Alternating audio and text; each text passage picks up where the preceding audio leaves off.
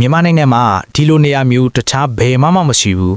ရေးပေါ်မှာကျင်းပတဲ့ရှင်ပြူနားသားအလူတော်ပွဲများမြန်မာနိုင်ငံရဲ့ရှင်ပြူနားသားအလူတော်ပွဲတွေဆိုရင်ကုန်းလန်းပေါ်မှာစင်ရီညင်းရီကားရီနဲ့စီကားသိမ့်မဲ့စွာကျင်းပတာကိုမြင်ဘူးကြမှာပါဒါပေမဲ့ရေးပေါ်မှာကျင်းပတဲ့ရှင်ပြူပွဲကိုရောမြင်ဘူးကြရဲ့လားခင်ဗျာကျွန်တော်တို့ EAWD တိုင်းမှာတော့နေရာတိုင်းလိုမှာရှင်ပြူပွဲတွေကိုရေးပြင်းပေါ်မှာပဲဆက်လေတင်းဘောတွေနဲ့လဲ့လေသည့်အထူးအဆန်းကျင်းပကြတာပါဒီမြင်ကွင်းကတခြားဒေသတွေမှာရှားပါသလိုရေကိုကြောက်တဲ့သူတွေအတွက်တော့တကယ်ကိုထူးခြားတဲ့အတွေ့အကြုံတစ်ခုဖြစ်မှာပါကျွန်တော်တို့ EAWD သားတွေအတွက်တော့ဒါဟာနေ့စဉ်ဘဝပါပဲကျွန်တော်တို့စီမှာကလေးတွေက9နှစ်အရွယ်လောက်ကလေးကပင်လေတဲ့မြစ်ထဲမှာရေကူးရင်းလှဲ့လော်ရင်းနဲ့ရေနဲ့အသားကျနေကြတာပါဒါဟာကျွန်တော်တို့ EAWD သားတွေတင်ထူးခြားတဲ့ဒလေးတစ်ခုဖြစ်တယ်လို့ဒီလိုဘဝနေထိုင်မှုပုံစံကိုလည်းအယမ်းကုန်ယူပါတယ်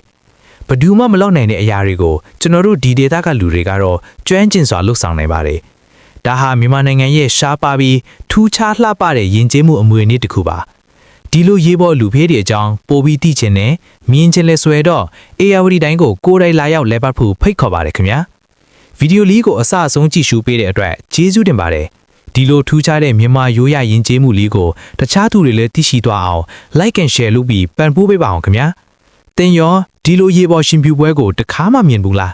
comment မှာလည်းဆွေးနွေးပေးဟေ့ပါအောင်ခင်ဗျာမြန်မာနိုင်ငံမှာဒီလိုနေရာမျိုးတခြားဘယ်မှမရှိဘူး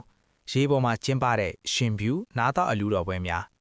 မြန်မာနိုင်ငံရဲ့ရှင်ပြူနားသားအလူတော်ပွဲတွေဆိုရင်ကုန်းလန်းပေါ်မှာစင်ရီညင်းရီကားရီနဲ့စီကားသိမ့်မဲ့စွာကျင်းပတာကိုမြင်ဘူးကြမှာပါ